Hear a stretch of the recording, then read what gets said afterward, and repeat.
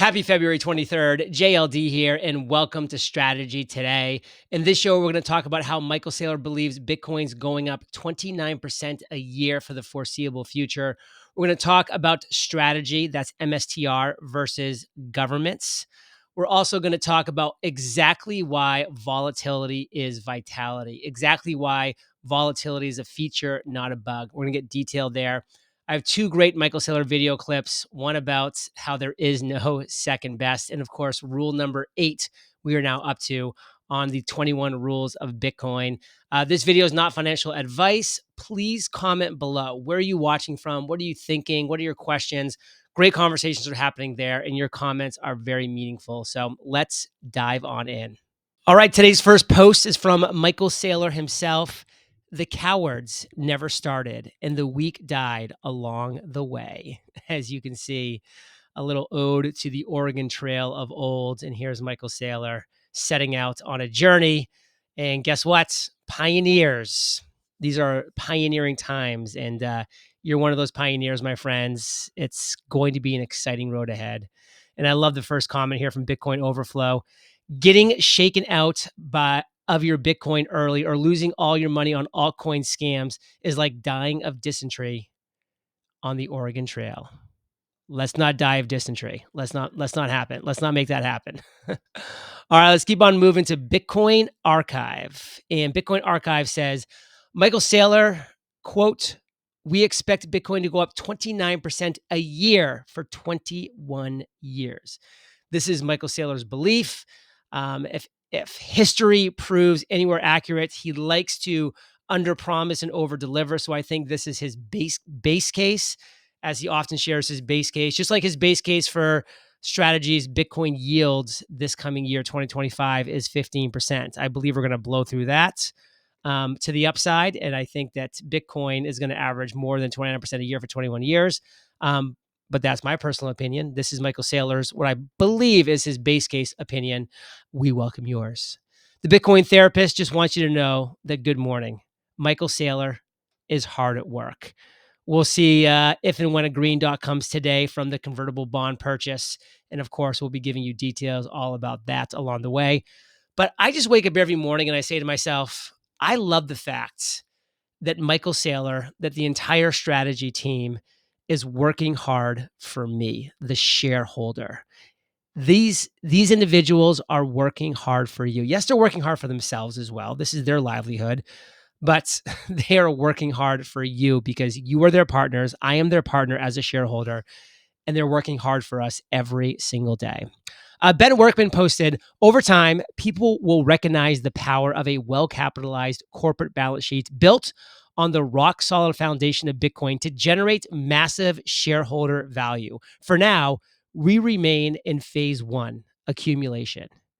So you, my friends, you are in phase 1. We are in phase 1 right now. This is accumulation. People are going to look back years from now and say, you were able to buy MSTR during phase 1, during the accumulation phase, when 99.8% of the world had no idea what was going on with strategy. You were able to buy then. You bought then. I truly believe you're going to be having those conversations for the rest of your life. Chris says, strategy owns almost the same amount of Bitcoin that all global governments do combined. Keyword, combined. Strategy versus global governments. I mean, look at this. All the governments in the world own 529,000 and change Bitcoin. Strategy alone owns 478,740, and they're probably going over 500 this week. So let's just say that they're actually Chris will probably be posting a graphic. I'm going to guess within 1 month, at the most 2 months, Chris will be posting a graphic of MSTR with more Bitcoin than all governments combined. So we'll see what happens there. Next post is from Adam, who wants us to know that Bitcoin volatility isn't a bug. It's the initiation ritual. If you can't handle a 30% dip, you don't deserve the 10x run. Volatility is the price of admission to the hardest asset in history. Weak hands panic. Strong hands accumulate. I'm in the latter. I am accumulating. I will continue to accumulate MSTR every single day of 2025. And I hope that we have a lot of strong hands watching, because that's what I believe is going to be the biggest benefit: holding. Let's keep moving on to a little more in-depth post about volatility from Adam. Why volatility is vitality. We continue to see whiners and doubters who fundamentally misunderstand the MSTR thesis. Volatility is the engine that fuels its exponential adoption. Every wild swing shakes out weak hands and redistributes shares to stronger ones. But more importantly, volatility is the product that sophisticated players monetize. Every wild swing gives Michael Saylor the ability to print stock at a premium, raise debt at near zero interest, and funnel even more capital into Bitcoin, all without ever selling a single sat. When MSTR pumps, Saylor issues equity to stack more Bitcoin. When it dips, he waits, letting plebes panic sell, while his balance sheet absorbs more Bitcoin with house money. Volatility isn't a problem for strategy. It's the engine that keeps the game running, allowing Saylor to build the world's most aggressive Bitcoin treasury using the market's own greed and fear against it. This is why MSTR's volatility is vitality. It creates asymmetric opportunities that only those who understand capital structure arbitrage can exploit. Every surge attracts new capital. Every crash consolidates Bitcoin into stronger hands.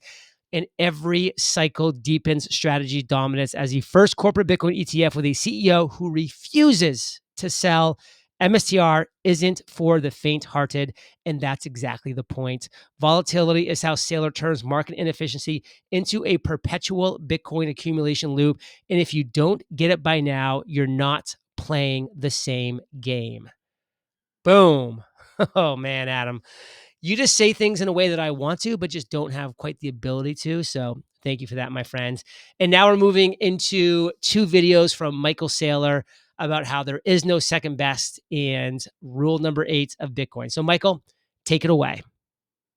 Which one's the best crypto asset? Well, Bitcoin's the best crypto asset. Okay. What's the second best?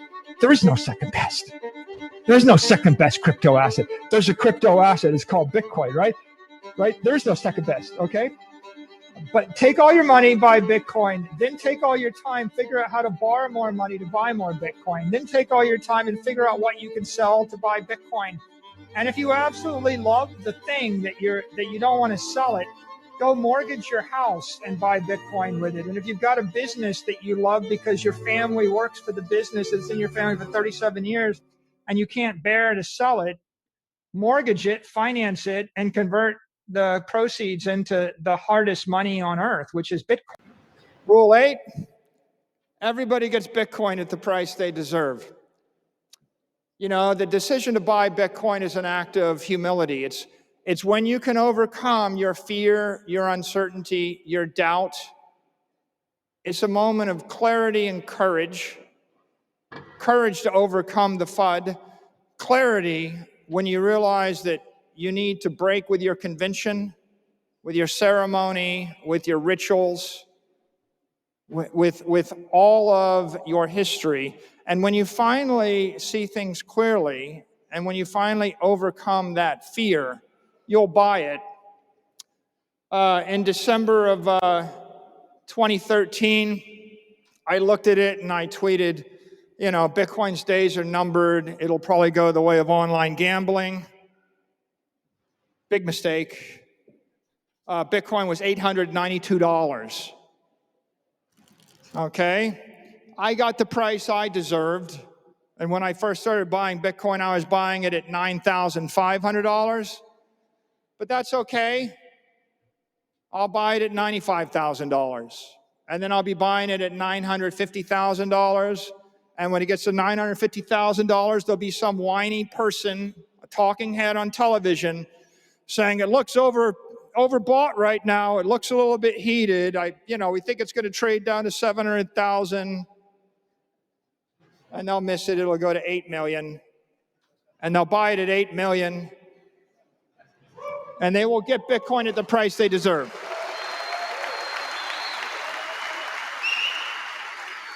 And there you have it, another episode of Strategy Today. And because it's Sunday, I'm going to go through my DCA portfolio. That's dollar cost averaging. Every single day of 2025, I have purchased $210 of strategy. And so here you can see right below, these are all the individual purchases that I made starting from Friday, which is February 21st, all the way back to the first trading day of January. You can also see that I am in the red on every single purchase. So we've dipped into the red. My average cost basis right now is $339. And my total gain unrealized is negative 11.85%. And my total gain unrealized is negative $861 for the year. So this is where you would be if you were averaging a dollar cost averaging $210 every single day into strategy from the beginning of 2025. So we'll see how this plays out over the next couple months, of course, all the way through until December 31st, whatever the last trading day is of 2025. I will keep on buying, doing this challenge. So excited to see what will forcome. I really do hope if you enjoyed this video that you give us a like. Those likes really do help the algorithm. If you want to even go one step further, give us a comment. Where are you watching from? What questions do you have? Any comments you want to give? Just a comment for support. I love those that just say comment for support. That's thank you, because I know you're taking your valuable time to do just that, and it's very meaningful. Because listen, you're the average of the 5 people you spend the most time with. And for strategy holders over the last few months, it hasn't been the easiest time, but these are when we dig in, we really re-examine our beliefs, we surround ourselves with the right people and the right content. And that's what I'm trying to do for you today, as I'm doing every single day with these videos. So make sure you're curating your 5. I'm curating my 5 for sure. And as Michael Saylor says, there is no second best. What's the second best? There is no second best.